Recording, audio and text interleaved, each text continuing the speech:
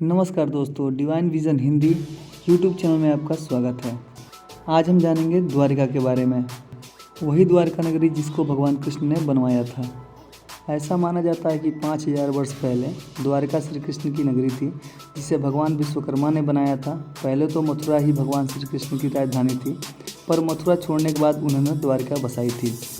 श्री कृष्ण ने राजा कंस का वध कर दिया तो कंस के ससुर मगधपति जरासंध ने कृष्ण और यादवों का नामो निशान मिटा देने की ठान रखी थी।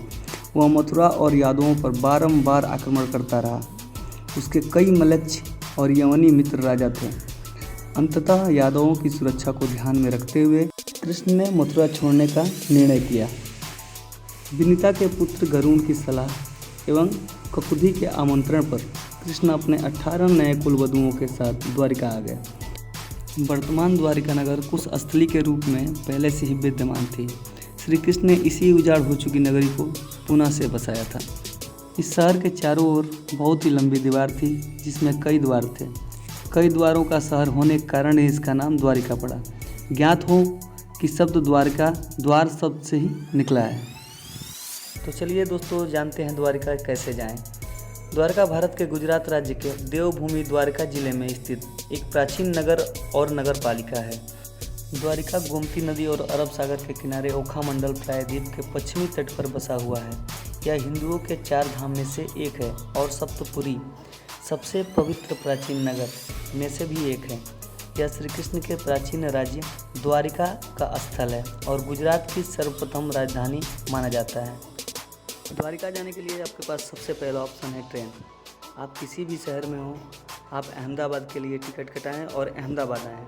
अहमदाबाद से द्वारिका का डायरेक्ट ट्रेन मिल जाता है। दूसरा ऑप्शन, आप रोडवेज ले सकते हैं या अपने प्राइवेट गाड़ी से अहमदाबाद आकर अहमदाबाद के रास्ते द्वारका जा सकते हैं।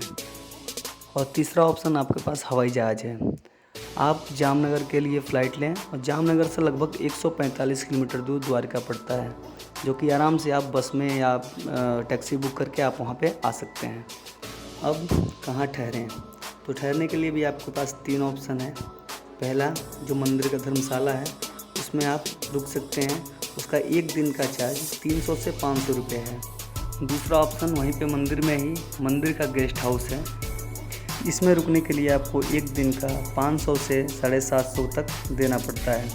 और तीसरा ऑप्शन है होटल्स। मंदिर के बाहर आपको तमाम होटल्स मिल जाएंगे, जो कि 1000 से लेके 1500 तक का 24 घंटे का वो लोग चार्ज करते हैं।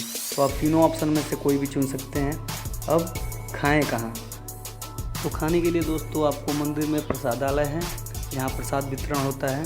तो एक थाली प्रसाद का वहाँ पे आपको 20 रुपये चार्ज किया जाता है। प्रसाद का समय 11:30 बजे से 2 बजे तक सुबह दिन में, और शाम को 6 बजे से 9:30 बजे तक वितरण किया जाता है। आप इसी टाइम मंदिर का प्रसाद ग्रहण कर सकते हैं। अब द्वारका में घूमें कहाँ? तो दोस्तों, जैसा मैंने बताया कि द्वारका भगवान कृष्ण का जो मंदिर है, उसके आसपास छोटे छोटे कई मंदिर हैं जहां आपको दर्शन जरूर करना चाहिए। इनमें से शारदा मठ, चक्र तीर्थ, कैलाश कुंड, गोपी तालाब, भेंट द्वारका, रणछोड़ जी मंदिर और संघ तालाब आदि छोटे बड़े बहुत से मंदिर हैं। दोस्तों, अगर हमारी दी हुई जानकारी आपको अच्छी लगी हो तो वीडियो को लाइक और चैनल को सब्सक्राइब जरूर करें, ताकि हमारे आने वाले वीडियो सबसे पहले आपके पास पहुंचे। तो इसी साथ हम विदा लेते हैं। जय श्री कृष्ण।